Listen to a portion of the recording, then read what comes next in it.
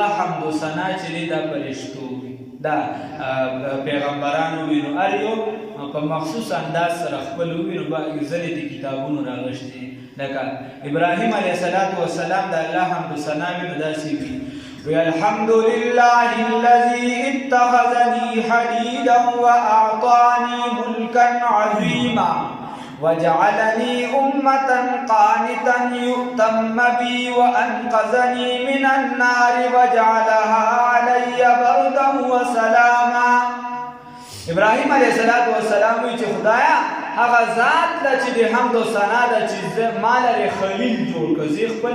په دوستۍ ونیسلم او ما له یو لوی ملک راکړ لویه حتې راکړله او زما امت یې زما فرمانبرداره وګرځول او زه د اور نه خلاص کړم او هغه اور یې په ما باندې یخ او موسی علیه السلام وی تحمید موسوي هغې ته ویل شي علیه السلام الحمد لله الذي كلمني تكليما وجعل هلاك آل فرعون ونجاة بني إسرائيل على يدي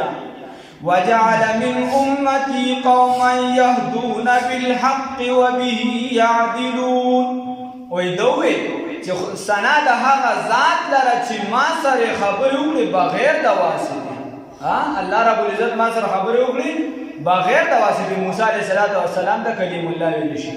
او هلاک یې کړ آل د فرعون او نجات یې ورکړ بني اسرائیلو لره زما په لاس باندې او وی ګرځو زما د امت نه داسې ډله چې هغه په حق باندې په اعتدال باندې په عدل باندې قایمه. بیا داود علیه السلام وی الحمد لله الذي جعل لي ملكا عظيما وعلمني الزبور والآن للحديد وسخر الجبال ليسبحن والطير وأعطاني الحكمة وفصل الخطاب. نو دوی وی هغه ذات لره ثنا ده چې ما له یو لوی ملک راکړ او ما له تعلیم راکړ د زبور شریف. داود علیه السلام ته د زبور شریف دغه راکړ تعلیم او زما په لاس کې اوسپنه نرمه کړه. داود علیه السلام به چې اوسپنه راوچته کړه نو هغه به نرمه شوه د هغه په لاس کې او هغه ذات لره ثنا ده چې هغه تابع وګرځول مارغان زما چې ما به تسبیح وي نو غرونو او مارغانو به ما سره تسبیح. داود علیه السلام باره کې راځي قیامت کې به هغه تلاوت کوي د هغه اواز ډېر زیات خوب هغه به چې کله تسبیح وي نو مارغان به هم راغون شو هغه به هم ورسره لګیا او غر به هم زنګاوې والي هغه به هم ورسره تسبیح کوي. زبور به بعضو روایاتو کې راځي چې په اویا اندازه کې به داسې وخت وفصل الخطاب. بعض علما کومای چې لومبني دا موږ چې تقریر کې وایي چې اما بعد پس د دینه دا لفظ لومبني داود علیه السلام استعمال کړ. بیا سلیمان علیه السلام وی الحمد لله الذي سخر للرياح وسخر للشياطين يعملون ما شئتم من محاريب وتماثيل وجفان كالجواب وقدور الراسيات وعلمني منطق الطير وآتاني من كل شيء فضلا وسخر لي جنود الشياطين والإنس والطير وفضلني على كثير من عباده المؤمنين وآتاني ملكا عظيما لا ينبغي لأحد من بعدي وجعل ملكي ملكا طيبا ليس فيه حساب. نو سلیمان علیه السلام وی پاکی د هغه ذات لره حمد و ثنا د هغه ذات لره چې وی ګرځول دا بادونه هواګانې شیطانان دا زما دپاره تابع چې څه مې غوښتل نو هغه مې پې کولی شو او چې څه ابادي مې پې جوړول هغه مې پې جوړولی شوه او زه د مارغانو په خبرو باندې پوه کړم چې ای به څه وي نو زه به پې پوهېدم او ما فضیلت راکو او تابع وګرځول هغه لښکرې د جناتو د شیاطینو زما تابع او په ډېرو مؤمنانو باندې ماله فضیلت راکو لا ينبغي لأحد من بعدي وجعل ملكي ملكا طيبا ليس فيه حساب الله رب العزت وی را داسې بادشاهي وګرځوله چې بل چا له زمانه پس هغه شان بادشاهي ورنکړله او زما ملک پاک وګرځاو او ما سبا د عیسی کتاب نکړي او عیسی علیہ الصلوۃ والسلام وی الحمد لله الذي جعلني كلمة وجعل مثلي مثل آدم خلقه من تراب ثم قال له كن فيكون وعلمني الكتاب والحكمة والتوراة والإنجيل وجعلني أخلق من الطين كهيئة الطير دايكي نشتدا بالكتاب دي وعلمني الكتاب والحكمة والتوراة والإنجيل وجعلني أخلق من الطين كهيئة الطير فأنفخ فيه فيكون طيرا بإذن الله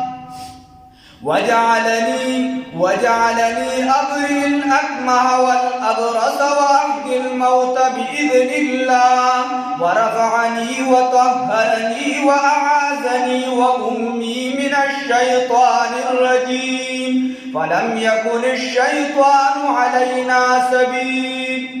نو عیسی علیہ السلام وی چې هغه ذات لره حمد او ثنا ده چې زه وګرځولم کلمه په شان د کلمې د آدم علیه السلام چې زما پلار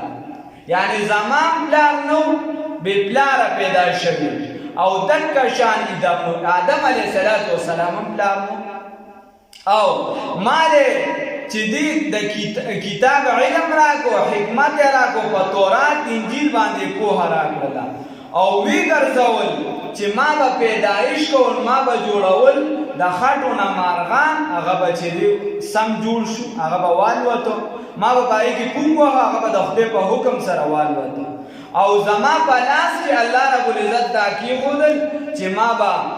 ړانده مادرزاد چې کوم او دا کشان برګي دا زما په لاس سره الله رب العزت ټیک کوي وی دا الله رب او الله رب العزت مونږ وساتلو زه مو ساتلم او زما مورم چې دا د شیطان نه وساتله کله چې عیسی علیه السلام کوم ماشوم پیدا کیږي نو شیطان وسه کی دی جاری را جاری او سبس او د موسی عیسی علیه السلام مورم الله ساتلی و او عیسی علیه السلام الله ساتلی بیا تحمید محمدی صلی الله علیه وسلم رسول الله صلی الله علیه وسلم فرمایي الحمد لله الذي أرسلني رحمة للعالمين وكافة للناس بشيرا ونذيرا وأنزل علي الفرقان فيه بيان لكل شيء وجعل أمتي خير أمة أخرجت للناس وجعل أمتي هم الأولين والآخرين وشرح لي صدري ووضع عني وزري ورفع لي ذكري وجعلني فاتحا وخاتما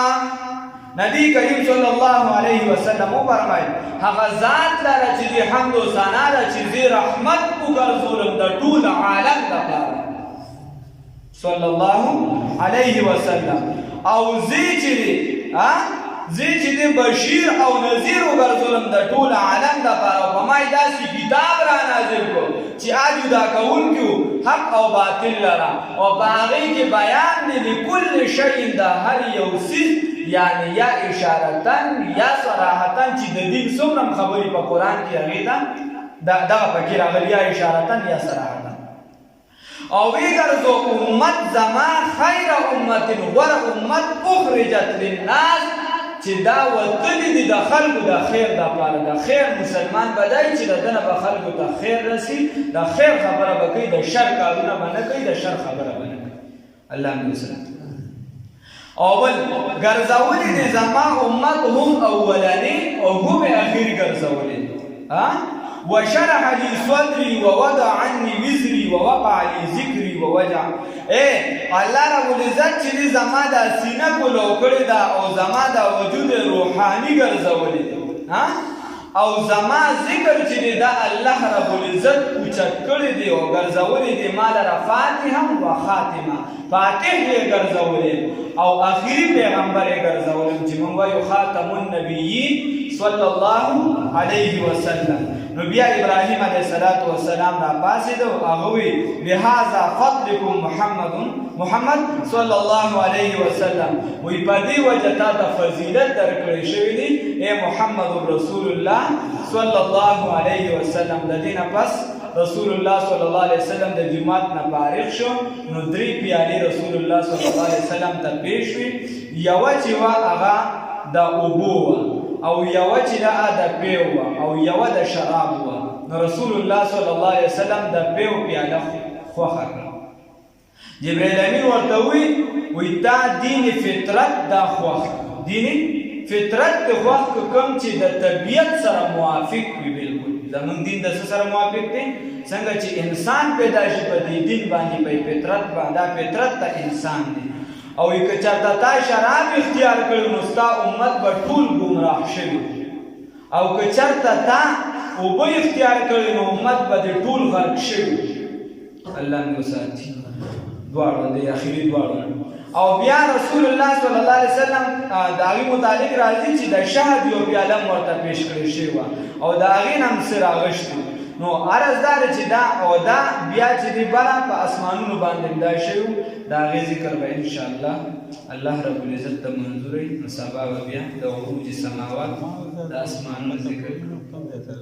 تاسو ته خو به کې مرګ په دې کې نه میلاویږي